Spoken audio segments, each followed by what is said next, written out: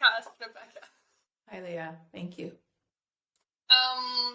So to start, can you give us an introduction of who you are? What do you think is important about yourself? Well, I first want to say this is my first time doing a podcast. So there's that.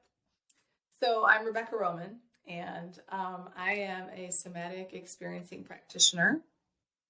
I'm also a Feldenkrais practitioner and a Anat Baniel method practitioner, which is similar to Feldenkrais. That's who I did my studies with, my training with. It's just that Anat Baniel has just kind of gone off and done her own thing. And she, from the Feldenkrais Guild, and she definitely specializes in children. So that is one of the reasons I chose to study with her. And I do work with children. And I'm a long-time yoga teacher. I currently don't really teach yoga that much anymore, but that was what I really started with in my early 20s as far as my studies with movement and healing and all that kind of stuff. And so now I mostly work with people regarding the nervous system, regarding trauma, chronic stress. And as well, I am part of Irene Lyon's team. I've also studied with her. I just did her first educational program. And the way that I work with people individually and in my classes is very much in alignment with how Irene works and her programs. I work on her online programs that are available that are really awesome. So, yeah, yes. I've been doing this, been interested in this kind of healing work, understanding of humans for a very long time. And I work for myself here in Detroit, Michigan, the Detroit, Michigan area, and I have a practice here. So, yeah. That's cool. What got you into the nervous system work? Why not something else? Yeah. Well, I've experienced and studied lots of other modalities, but my mom is a Feldenkrais practitioner as well. So I was exposed to the Feldenkrais method probably like 9 or 10 years old. So we have a family friend who I considered like an auntie, and she was a Feldenkrais practitioner. She studied with Anat Baniel as well, and she exposed my mom to the work. And they also did massage therapy at the time. So my mom was was home raising us, my sisters and I, and then she evolved into studying massage and working for herself out of the home and getting into Feldenkrais. So I would sometimes go and be in the Feldenkrais class as a kid, or the hands-on work I would be, kind of offer my body to work with. So I had this young exposure to it. And I couldn't even say the name. I think I called it Feldenkrais for a long time. But I have a very embodied, visceral and explicit memory of doing Feldenkrais and just being really intrigued by it, because it was this experience of that I could figure out a way to move with the least amount of effort. And I just found that to be really cool. And then whatever else was happening, I just felt it, but I couldn't explain it. But I was very interested. And then it was just, it's just the way my mom was. She continued to learn it and become a practitioner. It was how she related to us, to me, how she taught us in a way, my sisters and I. And so this is part of your question. So it was just something was sparked in me that I always felt like we could do better, as well as even before, well, early in my life, being sick a lot as a kid and having some trauma around being sick, I was curious to what is it about we just go to the doctor and it's like, well, let's check if it's a viral or bacterial and take antibiotics, which I took plenty of, and just feeling like there's got to be more, feeling like that as a kid. And then when I got mono when I was about 13, that really set it off, this curiosity about health. So that led into later getting in my moved to California, early 20s, got into yoga. And then when I really started to teach yoga, I was always practicing Feldenkrais, but I knew I needed to become a Feldenkrais practitioner, which is definitely more geared in the nervous system world than yoga, even though yoga definitely is. I think it depends on how it's taught and how it's practiced.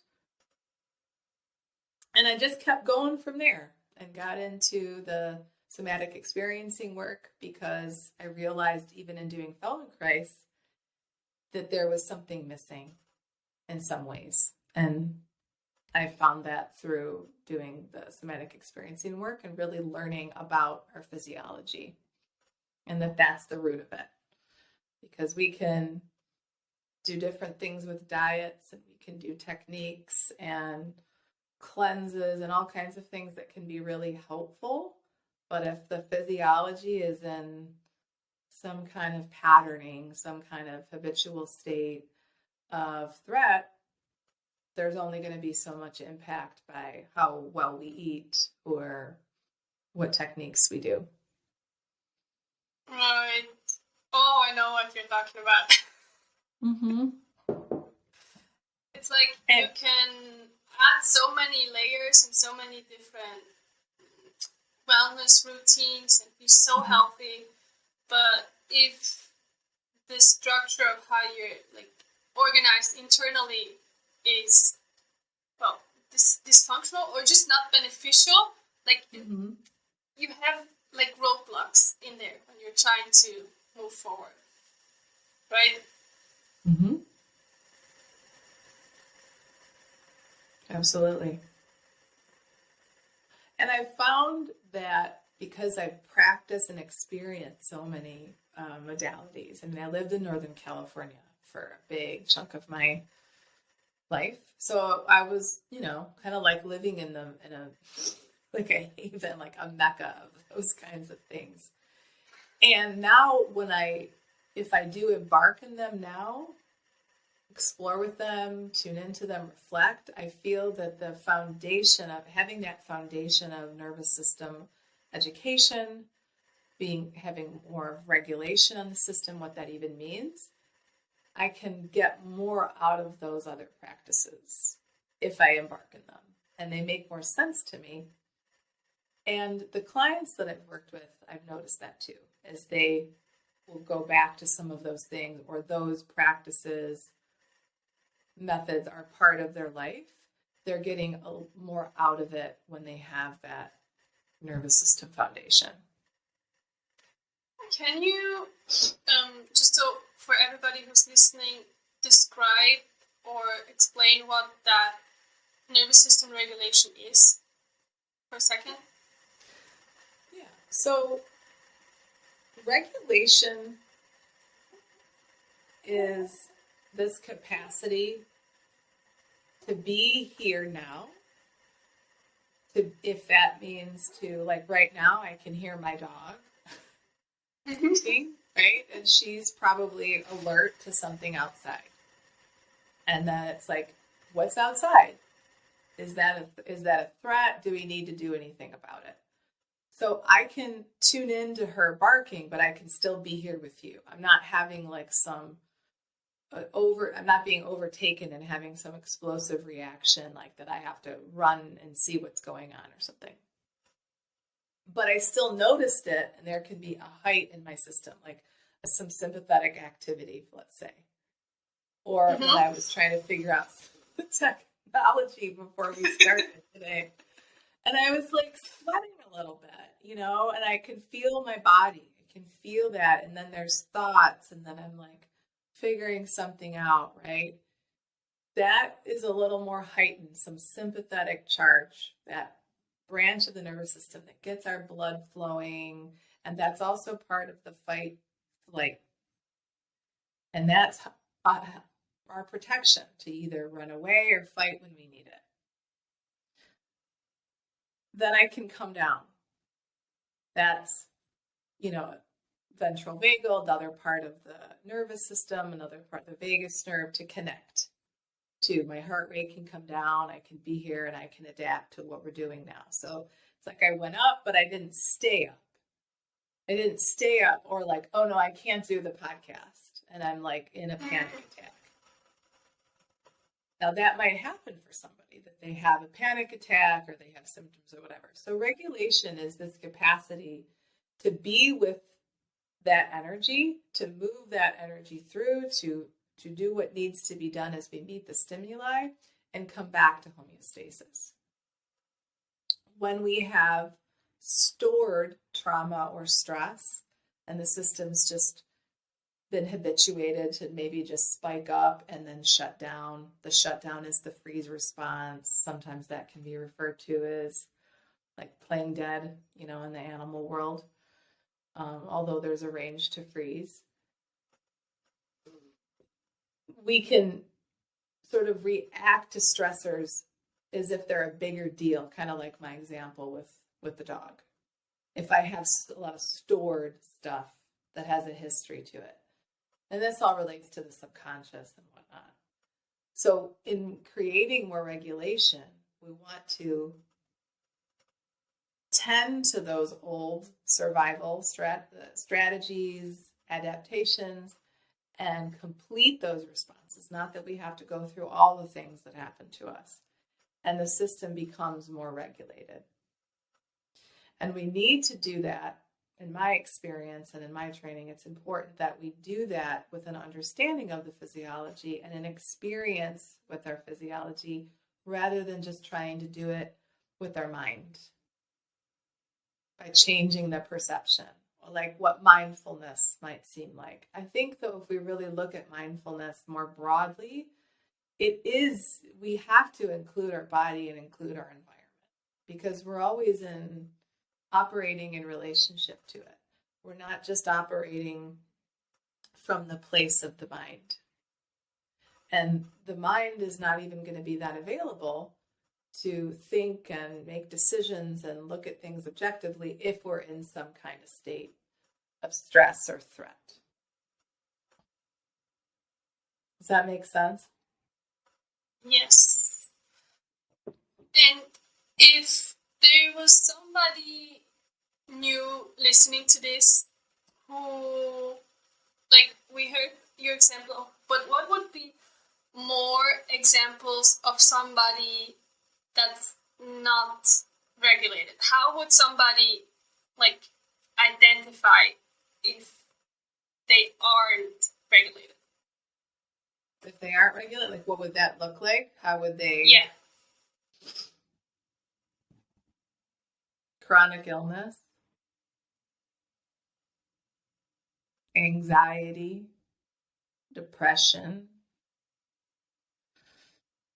lots of labels within the mental health umbrella, under the mental health umbrella, but also physical. They're not really separate.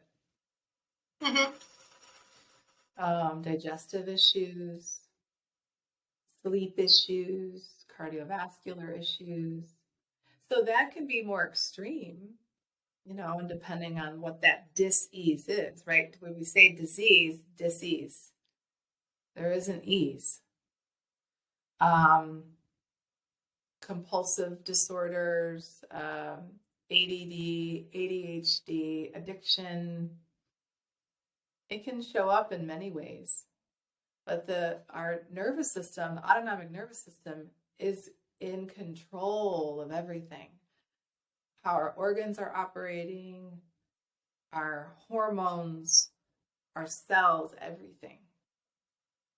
It could even show up as just It could be like social anxiety or nervous or overthinking, chronic thinking, ruminating. And like I was mentioning, it will show up eventually for many people as some form of symptom. It eventually becomes a symptom, even though before it became a symptom, there were already signals. It's just that for a variety of reasons, we don't always have a sense of what those signals are. We don't connect with them and respond to them. Usually it's like, well, there's just something wrong. And let's fix it. And then the fix it can be kind of more of like a Band-Aid rather than really looking at how one functions, how one is perceiving what's happening around them. And so if things happened developmentally, early trauma, developmental trauma, that sets the tone for that system because that's a developing human. But those are a lot of the, so common sleep issues, depression, anxiety. Those are a lot of the medications prescribed. And that's what I see with people that I work with. Just not as able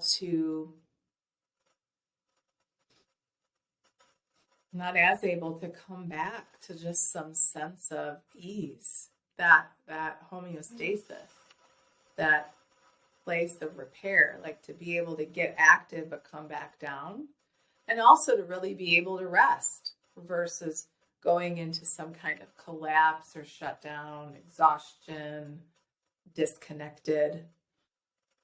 Yeah. That's very cool. It made me think of like the average person that comes home after work and just crashes on the couch. Mm-hmm. Yeah. Do you think like that's being able to modulate that? Yeah. Like, can you be connected to yourself to be able to modulate your effort? And even back to Feldenkrais. I mean, Feldenkrais is it can come across like it's mostly about movement and like what's the best way to move and moving in the most biomechanical way. But it's so much more than that. Because how we move is everything, right? If I'm holding my shoulders tight as a bracing, as a protective response, maybe it has to do with something that happened to me however long ago. It's not going to matter if somebody tells me or just massages me to let my shoulders go. I have to feel and there being an outcome that as I move in my life, oh, I can move my shoulder this other way and I can still reach for that cup. Because we do things to live. We don't just like do things just to do things. So to be able to modulate that, like how much effort am I putting into reaching for that cup? How much effort am I putting into my job? How many hours am I working? And am I doing that because I've been brainwashed that I have to work that much? I've been indoctrinated that I have to do that much because if I don't, I might lose.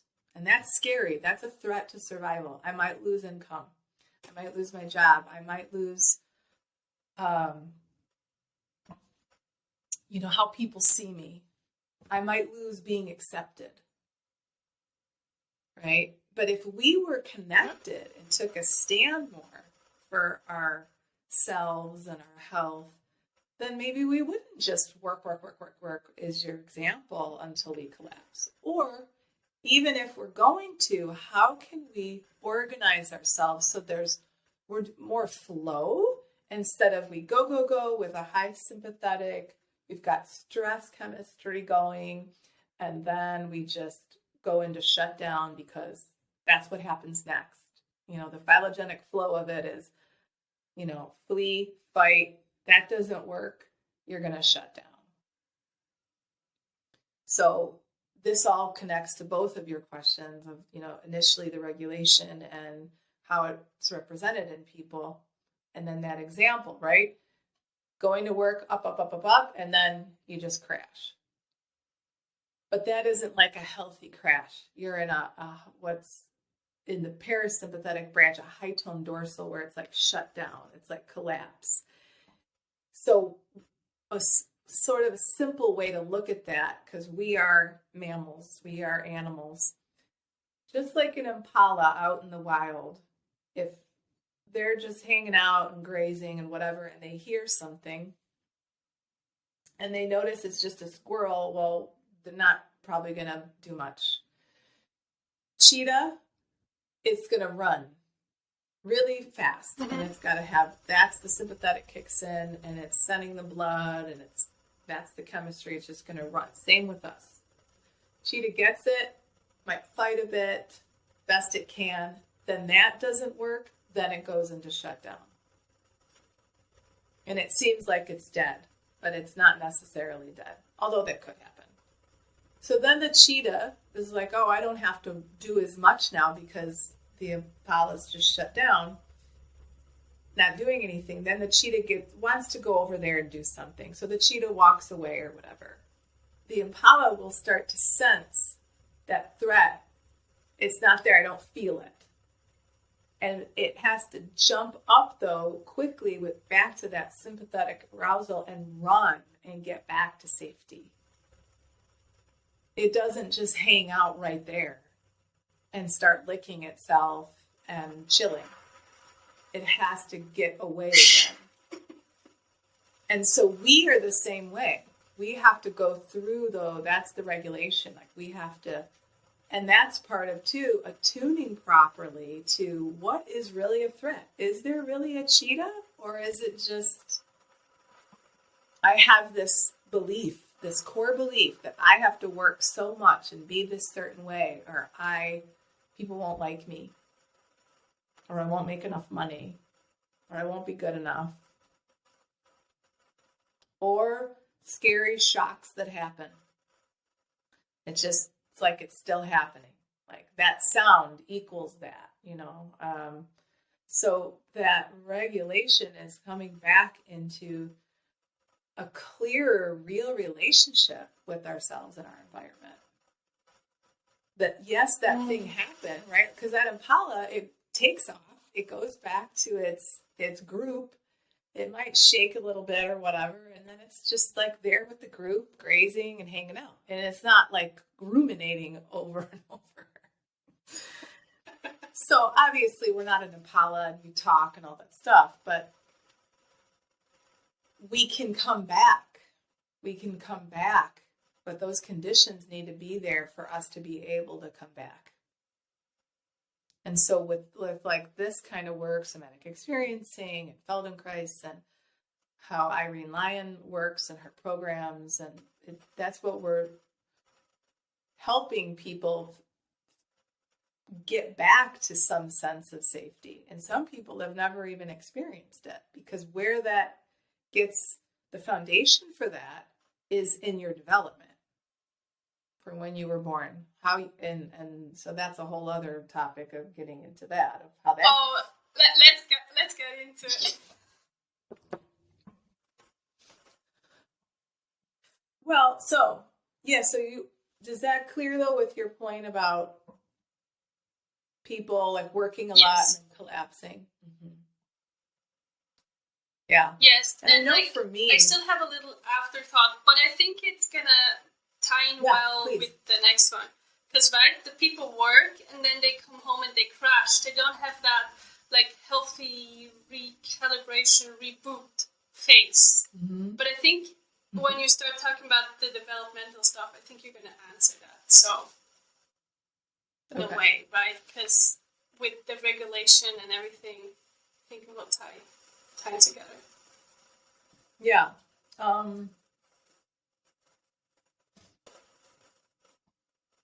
So when we're right away, when we start off in our mothers, we experience her.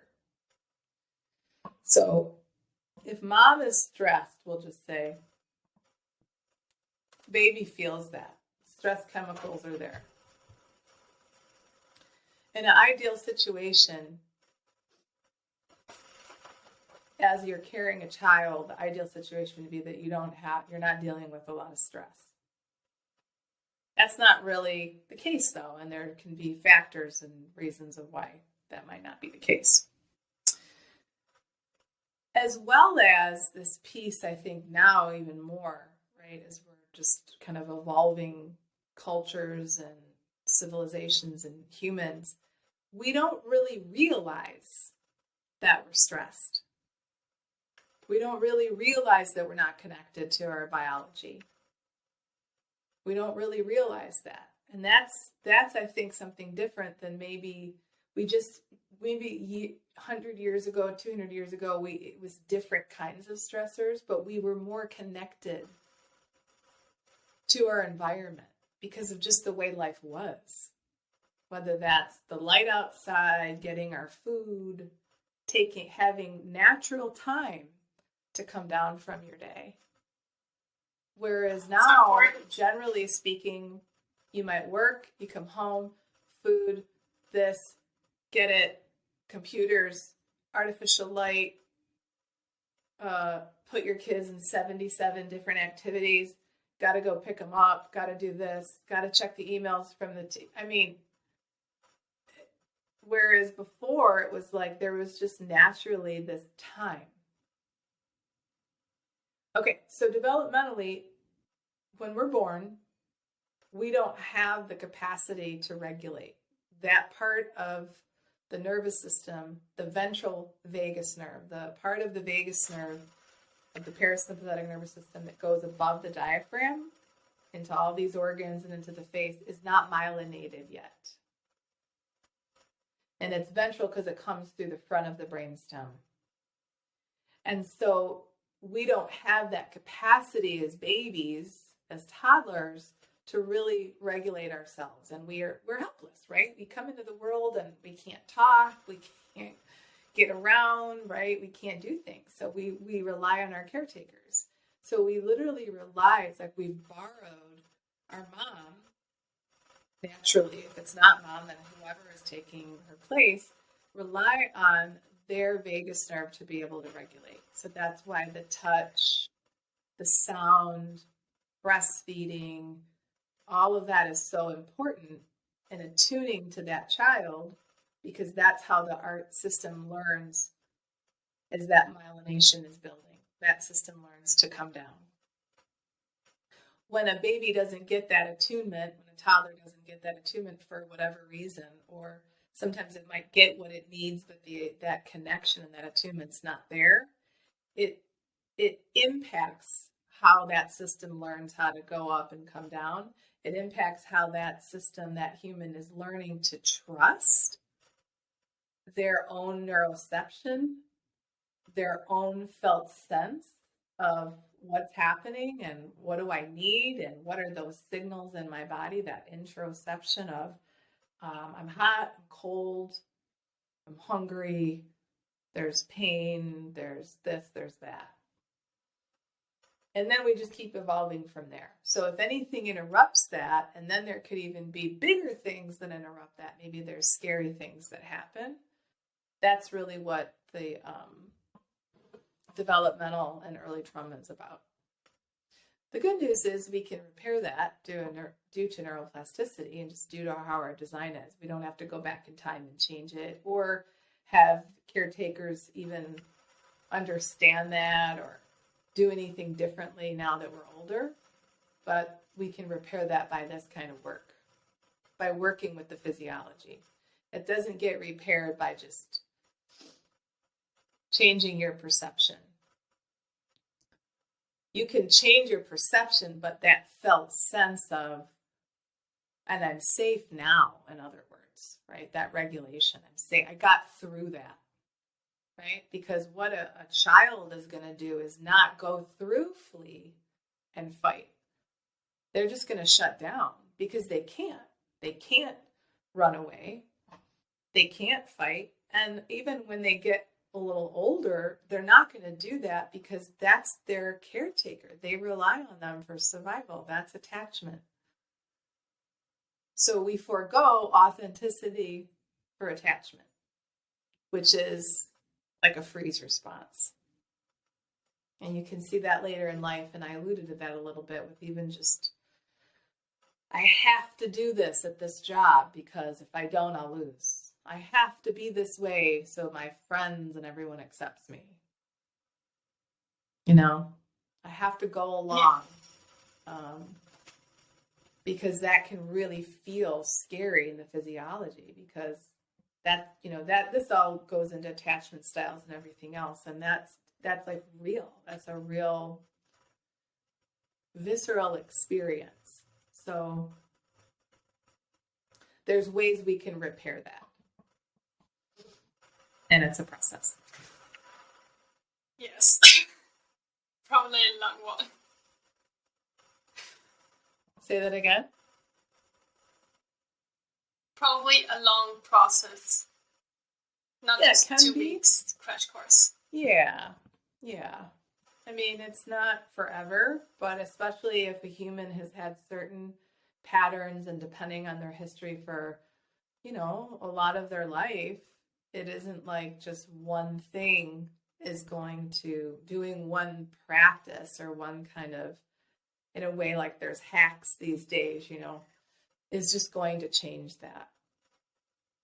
And that's why I like with this work, I find it to be really practical, and it's about a lifestyle, and it's really learning, and you're really learning how to understand, which is really empowering, how your nervous system operates and what that feels like, to like really feel, oh, I feel stressed.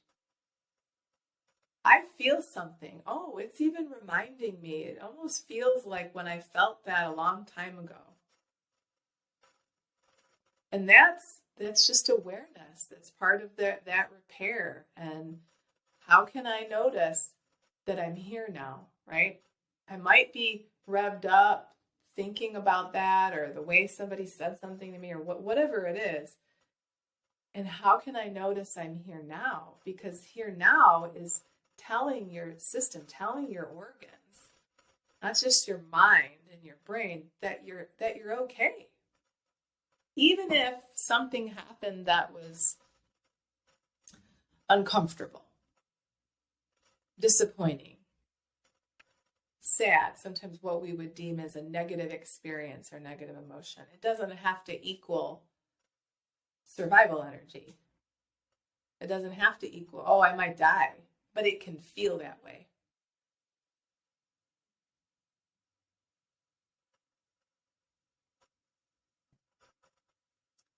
Yeah, I'm on this nervous system journey too, right? Mm-hmm. And it's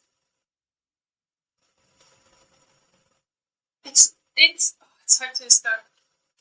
It's like you're discovering, or I'm discovering a new world in a way.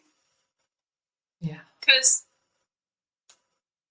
this felt sense, like we're talking about it, but it took me like a lot of practice to just like feel basic things and have that be like my new normal. And it's like I added another like sense in a way. Well, in a way I did, but like it wasn't like active. It's like, you know, a third eye that popped up that can see other colors. Yeah. You know?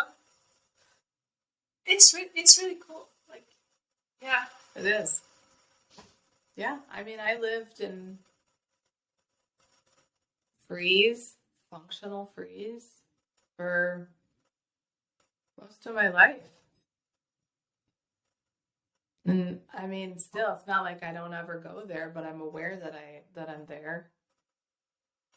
But I lived in that and did great. It's not like I didn't live, hiding in a bedroom or anything. But even just not really like in that state of freeze, but this like activation going, but I was like pushing through life in a lot of ways. Mm. and even doing that in my yoga practice to some degree. And fitness, and I can handle this. But it was like kind of a shutdown at the same time, right? And not as connected, right? And yeah, so to be able now to feel that, to feel those states, to feel what happened in my past, and not to just try to go at it from a place of psychology, which I did for a long time. And I remember, and I had an awesome therapist in California. She was wonderful. And it was very helpful. And it was a foundation for me, right? But it was like, I remember feeling as though I understand what you're saying. I understand what we're looking at here, what we're unpacking, and why, and this and that. But I don't know how to feel different, because I still feel this like called a wound, a protection that sometimes seemed like to other people that like I was hard, I was tough. I remember Anat Baniel, my Feldenkrais teacher. I remember in the beginning of my training, I believe it was, because the training for Feldenkrais is 4 years. And it was the first year, it was maybe just the second segment, the first or second segment. And she worked on me in front of everybody, doing hands-on. And it was amazing. And I remember I sat up, and she looked at me, and she was very, very clear. I mean, Anat is very direct, and I love that about her. But anyway, she just looked at me, and she said, she pointed her finger, and she said, "Who taught you to be so hard? We're going to just take it out and throw it in the trash." And I just remember like, holy shit, she just said that in front of all these people, but whatever. I was like, I can handle it. And it was, I'll never forget that. And I was like, that's what I mean. Like, Feldenkrais is not just about how you move your shoulders and your pelvis and the connections. And it was like this feeling I would feel that I could feel different. And she noticed that and said it that way. But it was the beginning. I was like, well, I don't know how else to be.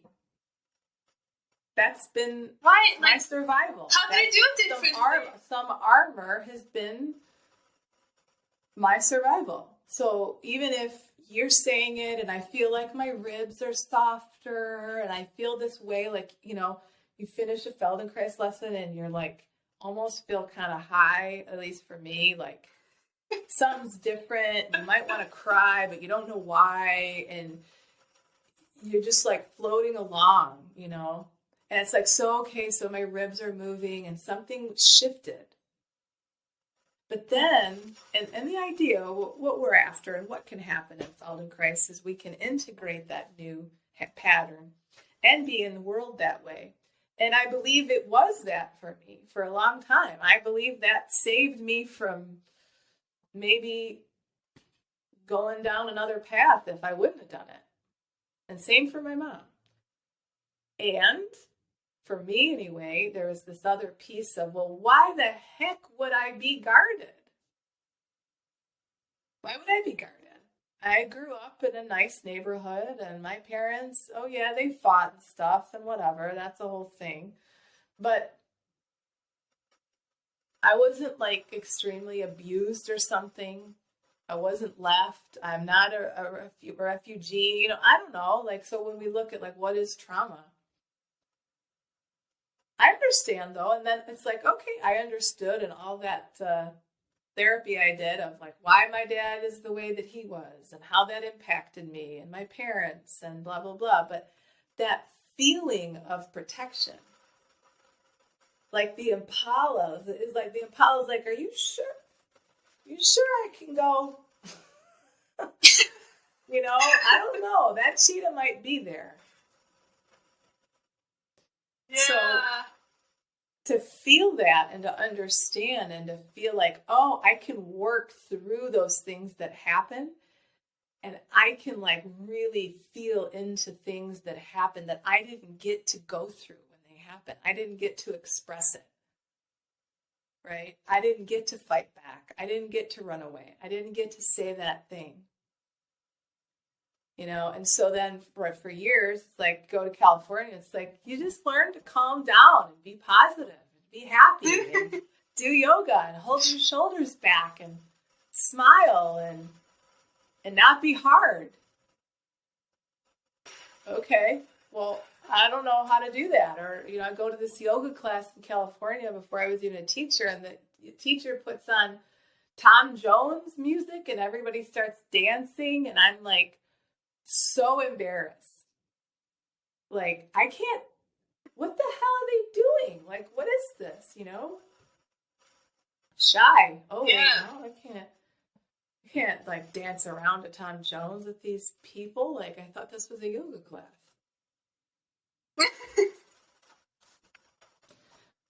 So, like, getting authentic. And that doesn't mean that me not being as hard means that the sound of my voice is going to become like this, or that Rebecca's not going to be Rebecca, but that I can notice, like, am I holding back? Am I shut down? Why might that be? How has that been my history? And that was survival. And there's many that understand this. And we have the ACE study, and we have all the work Dr. Gabor Mate has done about, so it's evolving more and more. Irene and everyone involved in that, and the Somatic Experiencing world. And Feldenkrais too. I just wish that Feldenkrais and Somatic Experiencing would come together more. Because I think it's just so new. Yeah. That they like in 10 years or 20 years we will see it. Yeah. More probably. Yeah. Because we don't need to be competitive, but there's the whole thing around preserving the work, which I respect. I know like the Feldenkrais Guild is really cares about that and really wants to preserve the work and it not go off into being, and I get that. And I honor that. People will contact me that want to come and do Feldenkrais. Okay.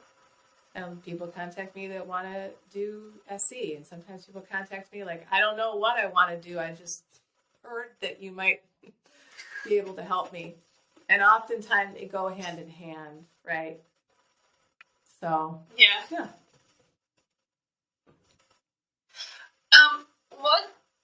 Can you talk more about the work of Anat Baniel? Because you also work with children, right? How is that? Because that's kind of different than working with adults, right? Yeah. So Anat Baniel, she's out in California. She has her whole headquarters out there in Marin. And I was blessed at the time. I lived in Sonoma County, which is just north of Marin County. So it was really cool that I was able to be close when I did my training for 4 years. But my mom also studied with her too. So I remember meeting her when I was in high school. Yeah, I visited my mom at a training in Chicago, and I met Anat. And Anat was very close with Moshe Feldenkrais because her dad knew him, and they would bring him to her home when Anat was like in high school, I think. But she ended up studying with Moshe, learning from him as others did, and traveling with him and developing the work with him. And he worked with children, and she learned directly from him about working with children. So basically everybody, all the Feldenkrais trainings currently throughout the world, the people that run those trainings have studied with Moshe Feldenkrais, and he has passed it on. And they're working on how they're going to pass that on. But Anat, this was several years ago. My training with her was the last training that was considered by the Feldenkrais Guild. because after that, she separated. And it just really has to do with them just seeing things differently about how she wanted to run her trainings and how she saw the work. And so that's why she separated. But she specialized in work with children. So there's a big portion in the training that focuses on working with children with special needs, developmental delays, sensory issues, trauma, all that. And I was really, really intrigued by that. And so I work with kids with those issues. I work with infants. I work with, doesn't matter the diagnosis, any diagnosis I work with. And I have found that now that my evolved training and learnings of the nervous system even more, and through somatic experiencing, and is really helping how I work as far as when I do the ABM. We just call it ABM for short, with children. So it's working with their system and their brain and providing conditions to help them thrive, rather than typically the way therapy can be done with a child like that maybe isn't rolling or walking or talking or whatever it is, for whatever reason, is it's just, stretching, exercising, trying to make them do things, whereas what we're doing is supporting the system and then offering options and conditions to help their brain make these new connections, regardless of the diagnosis. So I love working with kids. It can be really challenging sometimes because of the parents, and I don't mean that in a that's the reason. The parents, they're stressed often. They're worried. They want to do everything they can for their kid. So but if they're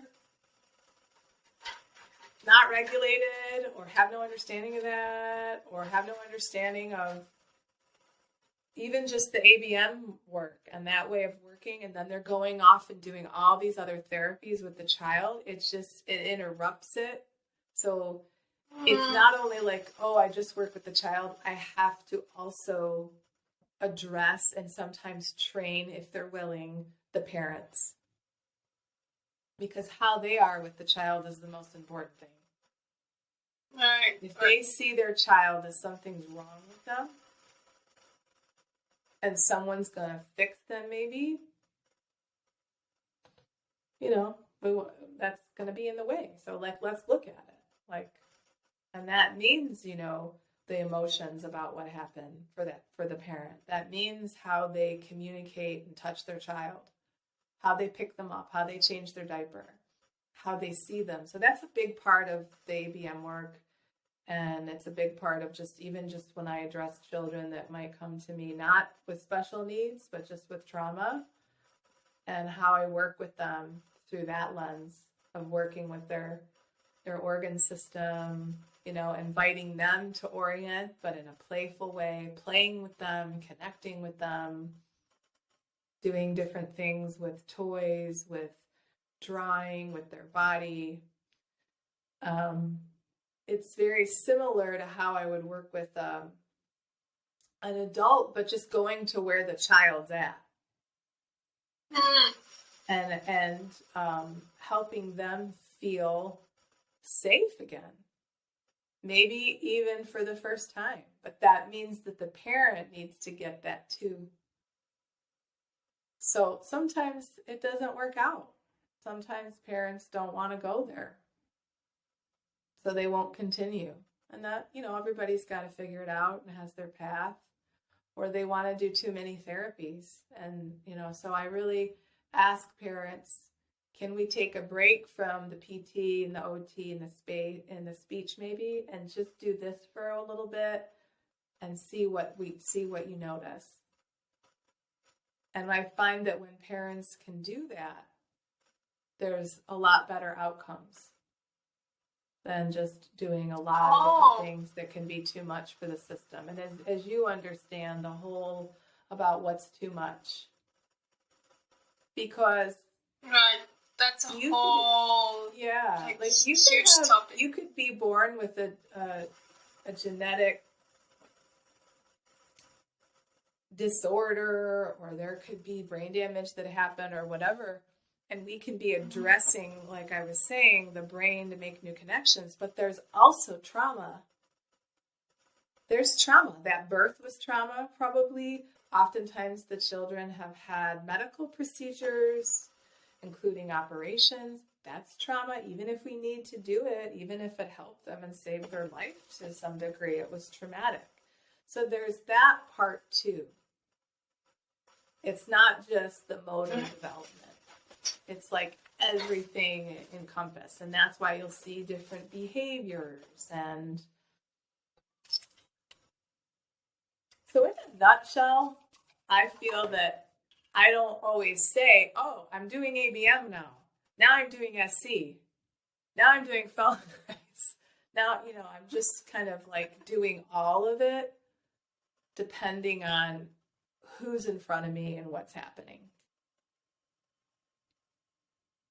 Right. And I think that the ABM world and the Feldenkrais world are growing, and I think getting more and more of a deeper understanding of trauma, because like with the knot, and that'd be interesting to have a conversation with her someday, maybe. When she said that to me, who taught you to be so hard? I mean, she gets it. Somebody taught it. I felt that, right? I learned that. I didn't just decide I'm going to come into the world and be hard. But then what, Anat? So then what do we do with that? Right. Because you never have learned the other way. You haven't learned it yet. Mm-hmm. Yeah. And so the antidote, right, to being hard could be, well, can you be a little softer? But can that be safe to be a little softer? Oh. Right? Because if that doesn't feel safe to somebody, they're not going to be softer. So it's making a new connection to that. Oh, I just like a kid with special needs. Oh, okay, so I have contraction because I had brain damage and CP or whatever the diagnosis is.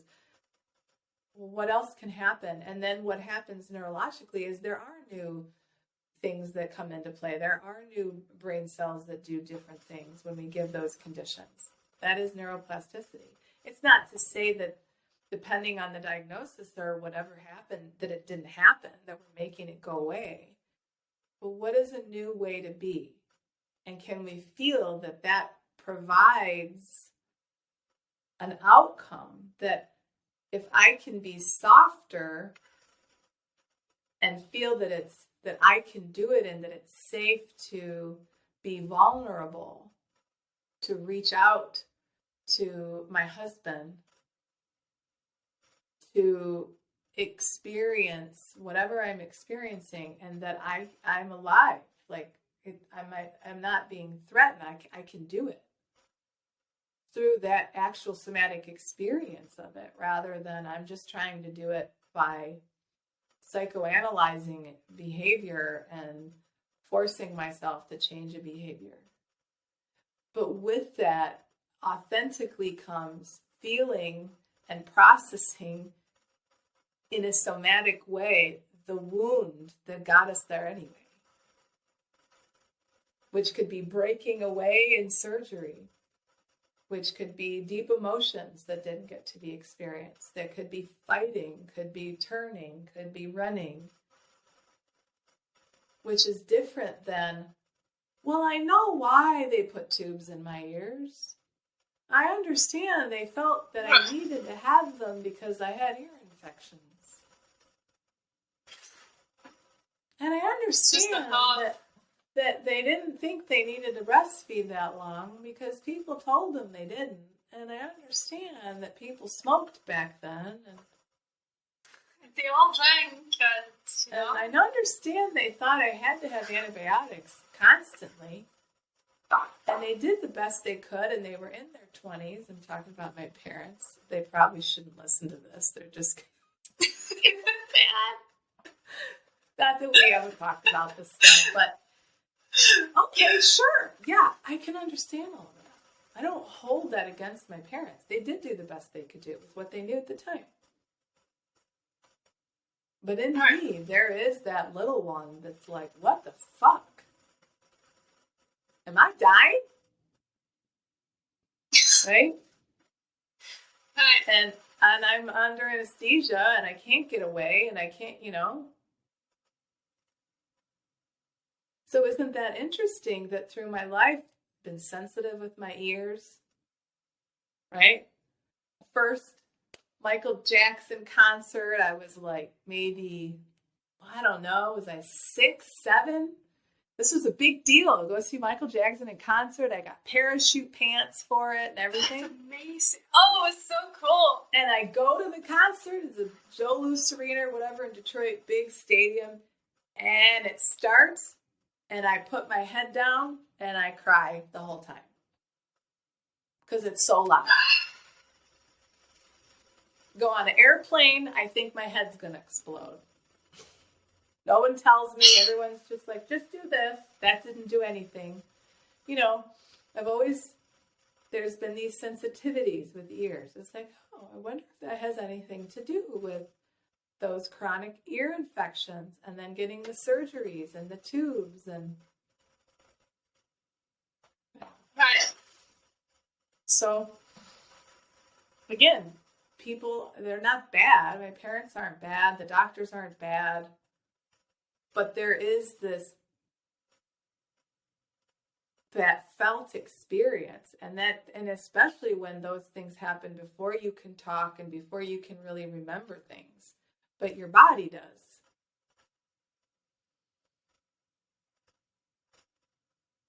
So sometimes when we're doing movement practices and we're doing body work, we're not including that piece of really feeling what's coming up. And that's what's missing in those modalities. So you could override it. I did yoga and fitness for years, really overriding my system. It's so common. Yeah. Mm-hmm. I know what you mean. Yeah.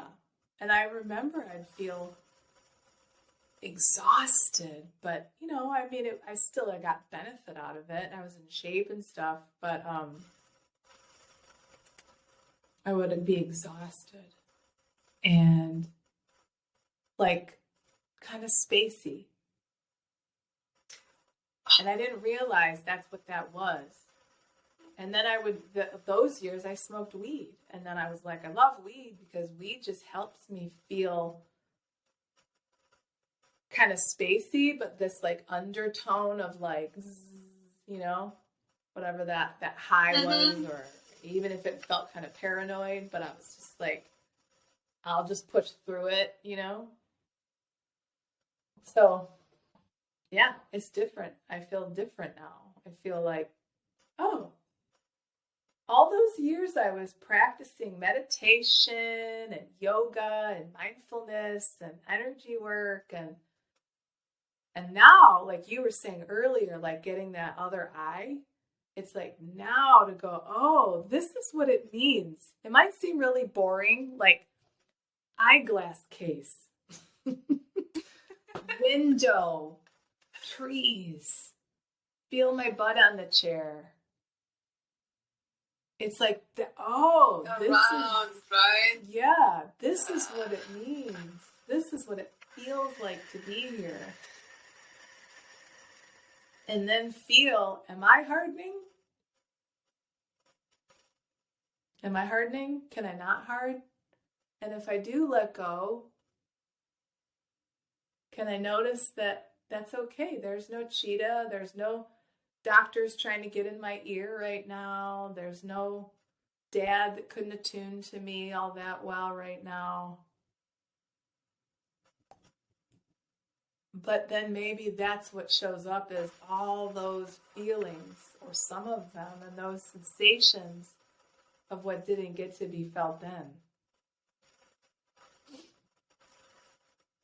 And that can be scary. So as you understand in this work, that's why we're not going at it really fast or really intensely.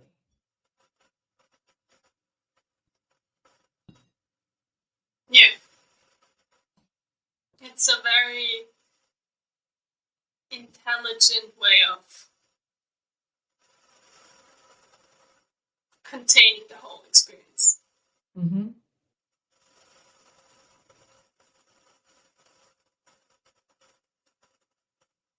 Because it does get really intense. It will come by itself. Yeah. Yeah, there's no need to push it. Yeah, we do it a little bit at a time. Yeah. As we say in the work, titrate, pendulate. Which, to be honest, in the beginning, I was like, come on, let's go. Yeah. Like, no, we gotta get into this. Let's do everything right now. Yeah. I can handle it. Yep. Yeah. Mm-hmm. I would be in the SE training, and we would do our practices, and they would say, so pick something that happened that's in this realm that's like not real intense. Maybe it's like from 1 to 5, it's like a 2. And sometimes I would secretly be like, no, I'm choosing the big one. And I did that a couple times, and then I noticed that night I'd go back to my Airbnb or whatever and feel like, whoa, like feel all these symptoms and feel like, okay, that was too much. And I kind of had to prove that to myself. And what it reminded me of was other times in my life when I was practicing all these different modalities, and I would maybe go and I remember I worked with a really skillful craniosacral therapist. And I felt like after that session, I felt like I was hit by a truck. I remember this was like before I was doing SE.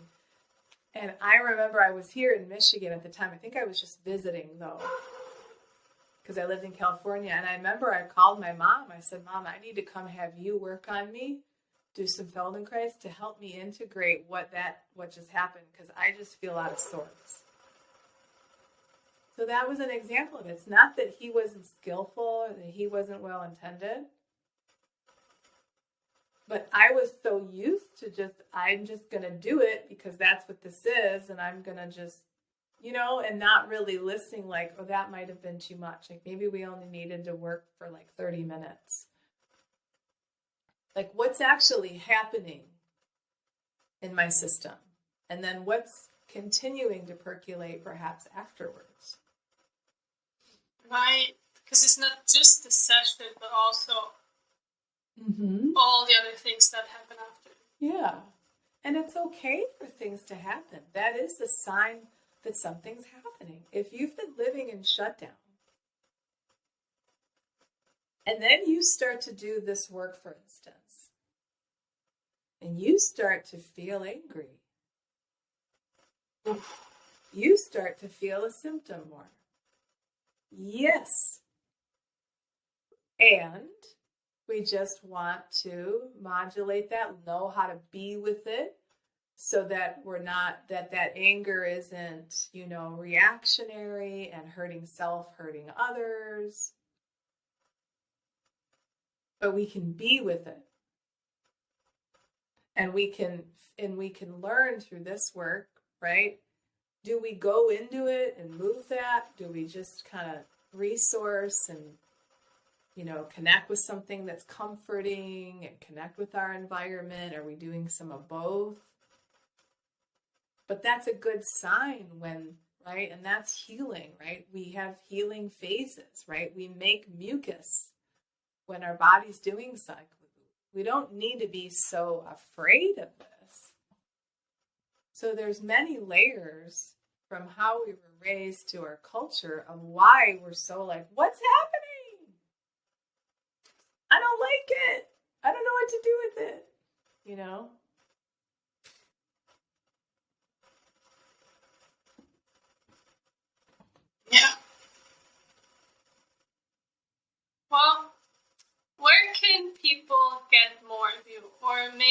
they want to work with you, how does that work? So I have a website that is functioning, but I am saying that it's in the process of having a makeover.